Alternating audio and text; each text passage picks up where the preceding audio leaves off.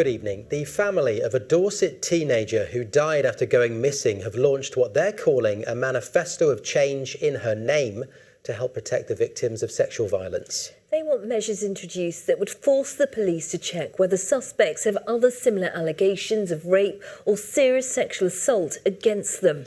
Our social affairs correspondent Christine Alsford, who's been shining a spotlight on low rape prosecution figures all this week, has more. They put no value on lives like Gaia's, or the holes they leave behind when they are lost. Ever since the death of her much-loved cousin, Mayenna Pope-Weideman has been fighting for change. At an event last night, calls for action to better protect the victims of sexual violence. That is why we are calling for the introduction of the Gaia principle.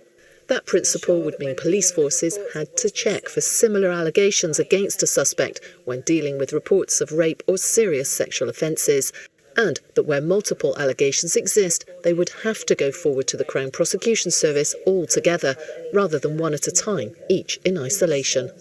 The very least that anyone brave enough to report sexual abuse to the police should be able to expect is that the full story gets told. We've heard a lot about how low the conviction rates are. You know, if Gaia's story and experience is anything to go by, we're concerned that a big part of this might be because he said, she said cases are being presented when actually very often they are he said, they said. Gaia Pope died after going missing in 2017 in a state of mental distress. It followed an allegation of rape that she'd made.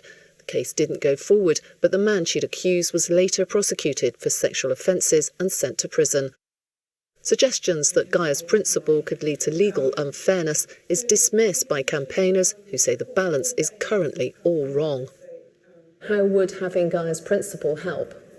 It means that actually the police will properly investigate a suspect, will look at evidence of bad behaviour, rather than what is happening at the moment, which is essentially a victim credibility investigation on the witness, on the survivor, rather than actually on the perpetrator. The Independent Office for Police Conduct investigated after a decision was made not to bring charges against Gaia's alleged attacker. They told us, in our view, accounts we obtained from additional witnesses would not have changed the police decision not to refer the matter to the CPS. We have approached other relevant organisations, but so far not received comment. Gaia's principle isn't the only issue that her family are now campaigning on.